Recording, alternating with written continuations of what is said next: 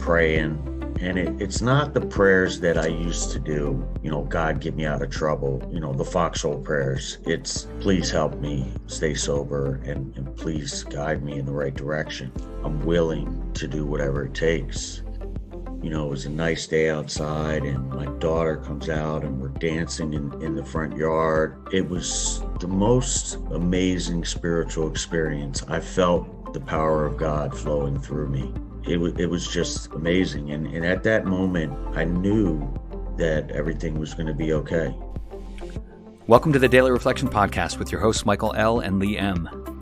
On this show, we try to provide inspiration through interviews with members of the recovery community. We are not affiliated with any 12-step or recovery programs, but you will hear them mentioned throughout the course of an interview. Today on the show, Greg H. from Purcellville, Virginia. Greg sharing on the concept of real independence. Before we get to the show, if you're listening on Apple Podcasts, I'd love to get a rating or a comment. Let us know what you think of the show. It's going to help us improve and expand our reach. We hope you enjoy this episode. Good morning, Lee. How are you? Good morning. I'm doing great this morning. How are you? I'm doing great as well. Thank you. It's good to see you again. What's going on for today? So today is March 18th, and happy to have my friend that I see in a lot of meetings, Greg H. here today with us from Purcellville, Virginia. And he's here to share with us on real independence. Oh, fantastic. Greg, it's great to have you on the show. Welcome. Thank you, Lee and Mike. Thank you very much. Good to be here. Terrific. So, Greg, when's your sobriety date? And maybe introduce yourself to the audience. So my name is Greg. I am an alcoholic. My sobriety date is May 3rd of 2020. So I got sober this time around in the pandemic, primarily with Zoom meetings. Outstanding. So we start the show in the same way every day. We ask the guest if they wouldn't mind reading the daily reflection. So would you get us started? March 18th. Today's daily reflection is real independence. The more we become willing to depend upon a higher power, the more independent we actually are. And that is from the 12 Steps and 12 Traditions, page 36. I start with a little willingness to trust God, and He causes the willingness to grow. The more willingness I have, the more trust I gain. And the more trust I gain, the more willingness I have. My dependence on God grows as my trust in Him grows. Before I became willing, I depended on myself for all my needs, and I was restricted by my incompleteness. Through my willingness to depend upon my higher power, whom I choose to call God, all my needs are provided for by someone who knows me better than I know myself, even the needs I may not realize, as well as the ones yet to come. Only someone who knows me that well could bring me to be myself, to help me fill the need in someone else that only I am meant to fill. There never will be another exactly like me, and that is real independence. Wow, that's a powerful reading there, Greg. Thanks for reading. What resonates with you right off the bat?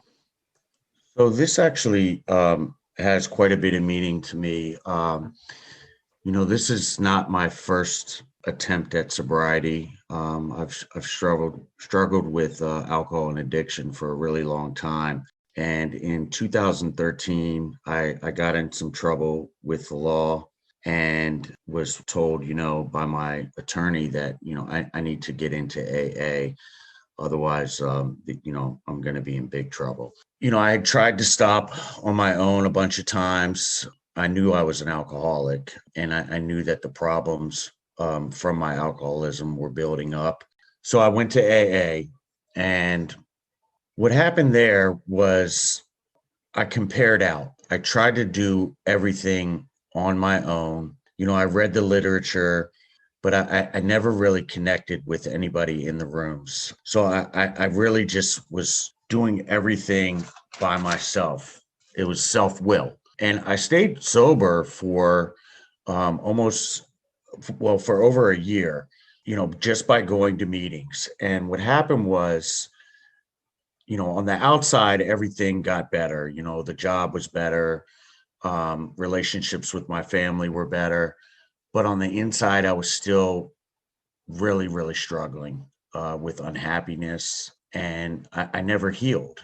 And the reason why I think that is because I was just still being selfish and self-centered, and it even says in the literature that selfish self-centeredness, that we think is the root of all our troubles. So while I took the symptom of alcohol away, I still was having lots of troubles.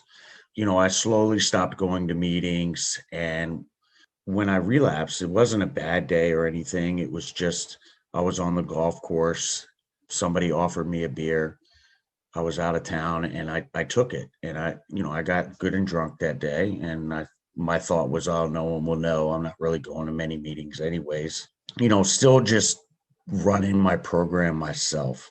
And from there, for the next couple of months, I would have one beer on the way home from work, hiding it from my family because of all of the troubles in the past that alcohol had brought on my family. I tell you, that was the worst 2 months of my life because all I wanted to do was just drink to drown out these feelings I had inside.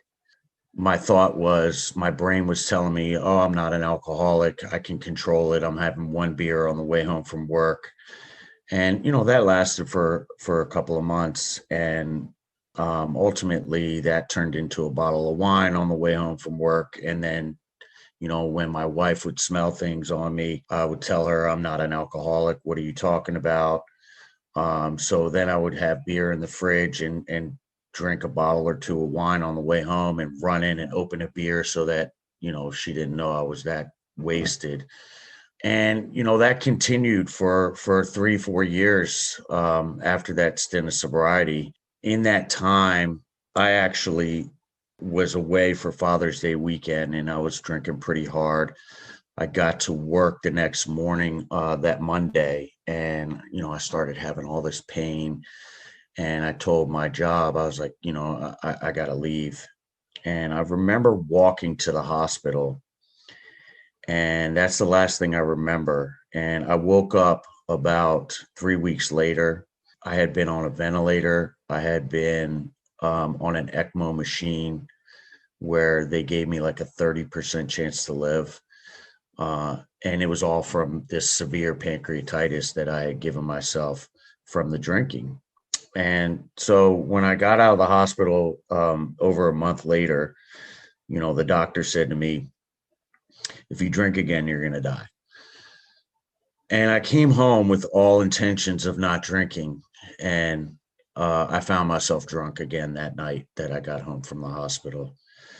And, I bring up that situation because it was a near-death experience. And however many times I decided on my own to do it my way, I couldn't stop drinking. Then the pandemic hit, and I lost my job because I told my boss that, I couldn't work because I was high risk because of COVID, but it was all BS.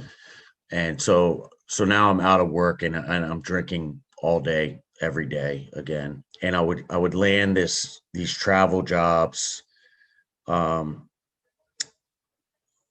in a hospital, and I would be, packing my stuff and ready to go. And they would call and say, the contract's on hold. The hospital's in a hiring freeze. And that happened twice. And then I finally did get a job in Delaware where I was supposed to leave that Monday morning. And that Thursday before I was supposed to leave, I was sitting in my basement isolating, and I said, if I leave, I'm leaving my family. I'm gonna end up dying. So I reached out to somebody from the program, and I said, I really, I heard that there's meetings on Zoom now. Do you have a recommendation? And I went to the meeting, and I think I was still intoxicated. And I didn't turn my camera on. I didn't say anything. And, for the next couple of days, I continued to drink. That Saturday, I went to a barbecue place that was giving out free food for people that needed it because of COVID. And I was sitting in my car in line in this barbecue line and drinking, vodka and crying and thinking, well, what am I going to do? So I went home, I got the barbecue and I went home and, I continued to drink that day. And that night I said, I can't do this. I'm gonna die if I leave and I'm on my own. I'm not with my family. I'm not with my children. So my alcoholic mind, still trying to do things my way, decided that I was going to go and pick up some marijuana pens. And I was just going to do a marijuana maintenance while I was away on this assignment. And so I got in the car to go somewhere where I knew I could get them in DC. And on the way there, I got a DWI. I'm sitting in jail. This wasn't my first DUI. So on Monday morning, I go in front of the judge and he tells me, there is no bail for you. You will not stop drinking and driving. And so I sat in jail for a couple of weeks and, I was basically asking God for help. And my lawyer was able to get me out of jail because of the medical condition that I had recently had and the dangers of COVID to me. So they said, you have to have a GPS monitor on your ankle and you have to have this breathalyzer that you blow into every 4 hours. So my wife wouldn't pick me up from jail at this point. And so my mom picks me up and they tell me when they're letting me go that you need to pay $10 a day for the ankle monitor and $10 a day for the breathalyzer. And I didn't have the money. And I asked my mom, I said, can you pay for this for me this time? I'll figure something out. She said, okay. She agreed to it. And the whole time home, I'm just asking God to please keep me sober. So I'm driving home with her and I'm noticing that her car is like super dirty. I say to my mom, since you gave me the money for these devices, can I at least clean your car for you to do something, because I can't give you the money back right now. And she says yes. So I'm outside and I'm cleaning her car. It took me 3-4 hours, and I'm praying. And it's not the prayers that I used to do, God, get me out of trouble, the foxhole prayers. It's please help me stay sober and please guide me in the right direction. I'm willing to do whatever it takes. As I was cleaning her car, people started walking by and this idea came into my head to ask people if I could wash their car. I asked a couple of people and everyone that came by said yes. So that night I went to a meeting on Zoom, and this time I turned my camera on and I spoke up and I said, hey, I'm Greg, I'm new. Nice to meet you guys. And immediately there was an outreach of the Hand of AA helping me. In particular, this one gentleman, I kid you not, for the next 3 months, texted me a meeting to go to day and night. Not only did he text me that information, but he went with me. He introduced me to my sponsor. And when the next night when I met my sponsor, he said, I'll be your temporary sponsor. And I said, okay, I'm willing to do whatever. I need this. And so we started working the steps. And what happened was, once we got to the third step, and we started going through them quickly because I was just a mess and I needed some sort of relief. We read the third step prayer together. It's God, I offer myself to thee, to build with me and do with me as thou wilt. Relieve me of the bondage of self, that I may better do thy will. Take away my difficulties, that victory over them may bear witness to those I would help of thy power, thy love, and thy way of life. May I do thy will always. Once we did that, the next day I was outside and I'm washing the car. My son comes out and he's washing the car with me. And, it was a nice day outside, and my daughter comes out and we're dancing in the front yard. And it was just the most amazing spiritual experience. I felt the power of God flowing through me. It was just amazing. And at that moment, I knew that everything was going to be okay. I continued to work through the steps, and I had a court date coming up that, I was facing some pretty serious time in jail. Every morning I was reading 86 through 88 with a group of guys. Well, I want to just read one part of it that was really sticking out to me. It says, we usually conclude the period of meditation with a prayer that we be shown all through the day what our next step is to be, that we be given whatever we need to take care of such problems. We ask especially for freedom from self-will and are careful to make no requests for ourselves only. We may ask for ourselves, however, if others will be helped. We are careful never to pray for our own selfish ends. Now, this was really hard for me because I'm facing years in jail. And, my go-to was, please don't send me to jail. Who wouldn't be thinking that in that situation?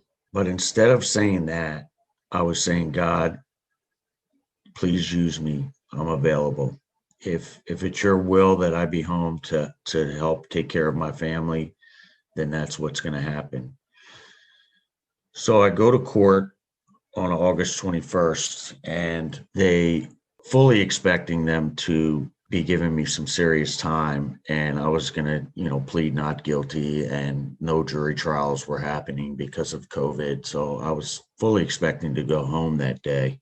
And another miracle happened. They offered me this thing where they were just going to give me 6 months in jail, charge me with a misdemeanor.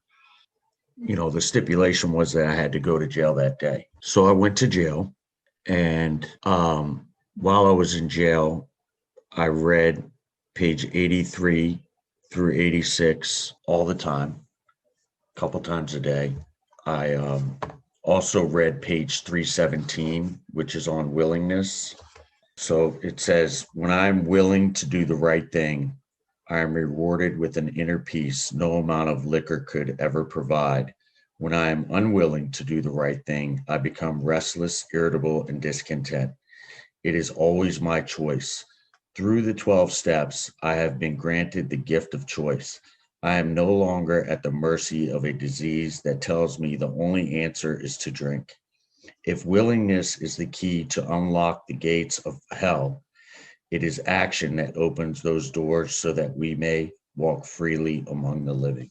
So I was in jail, and the sergeant comes up. I'm taking guys in jail through the steps, just really focusing on, okay, when I'm done with this, I need to have a strong spiritual foundation so that I can stay sober. So I'm in jail, and another miracle happens. The sergeant comes up to me and says, we've noticed that you've been doing what you've been doing in here, and we're going to send you home on house arrest. And, all you need to do is just have your lawyer tell the judge to say it's okay.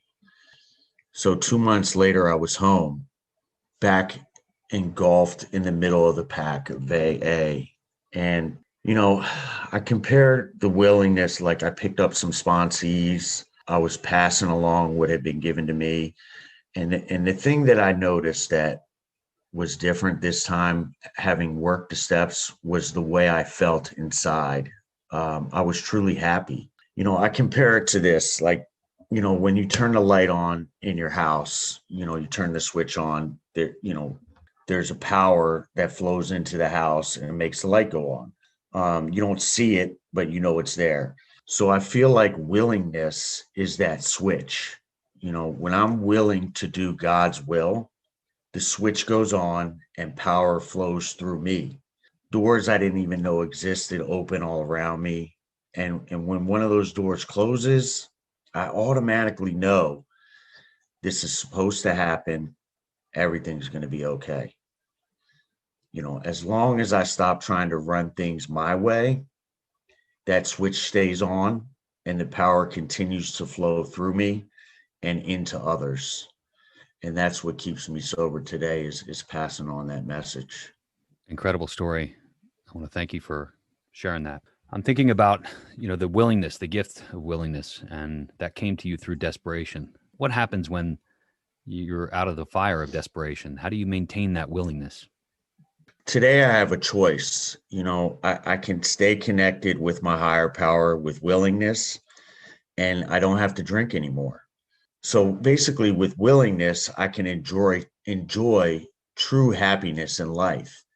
And as long as I remember that and I continue to practice that, the reward is just so great. All of the promises have come true for me.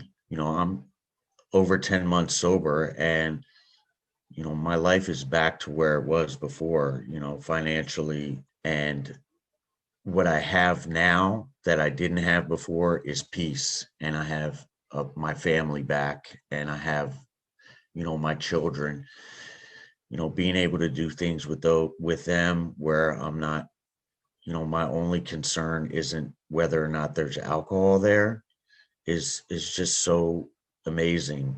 My kids and I and my wife go to Disney World a lot, and I used to dread the days that we would have to go to the Magic Kingdom because that was the only park in Disney World that didn't serve alcohol. Everything I did, I planned my life around alcohol, and to not have to live like that is just so fantastic. It's remarkable. It's a miracle. So the reflection says, it's actually the first part of it. It says, I start with a little willingness to trust God, and He causes that willingness to grow. The more willingness I have, the more trust I gain. And the more trust I gain, the more willingness I have. My dependence on God grows as my trust in Him grows. And I'm wondering what you would say to a newcomer about that. So for people who might be either thinking about coming in or new to the program that don't necessarily have so much willingness just yet. Yeah, it started for me with that simple phrase, like, I don't know what to do. Please help. I'll do anything. And that's how it started. And I don't even know if I necessarily meant it. But it started with me saying it. And then when I got a sponsor and I developed these bonds with other men in the rooms that I've never experienced in my life before, and I saw how happy they were, that willingness grew and it grew and it grew. And now, like I said, it's the gifts are just amazing. Well, that's fantastic. Is there anything else you'd like to tell the audience before we wrap? So one other thing, I just want to read, step 3. Step 3, it says, made a decision to turn our will and our lives over to the care of God as we understood Him. So the first time I was in the program, I was doing this. It was all me. I didn't notice those words in there, are and we. When I noticed that and I decided that I can't do this on my own, I need the help and support of the other people in Alcoholics Anonymous, and I need to rely on a higher power. That's when my life started to change. It's a beautiful thing. Greg, I've seen you in service quite a bit, and with 10 months, I mean, every day is a miracle. With 10 months, where do you find these opportunities for service? With Zoom, it is actually incredibly easy. I am able to log on from my office in my house. I don't have to drive anywhere. I can just log on to a meeting, and the service starts for me with, if I see a newcomer, I put my number in that chat. I reach out. I asked him for his number because a lot of times when you're new, you're still in that I phase. So if you reach out and get them to open up, it makes a big difference. And other things I do are, I chair a meeting as well. When I became willing, it opened up so many doors and so many opportunities to be involved. And the more involved you are, the more friends you have around you and the more support you have around you, and you have this incredible love pouring into you that really, I couldn't even imagine it prior to that willingness. I love that. Just the smallest, tiniest bit of willingness opens the door to all the miracles that you just described. It's just such a beautiful thing. And I've seen it over and over and over and over. So we just want to thank you so much, Greg, for coming here today and sharing your experience, strength, and hope with us.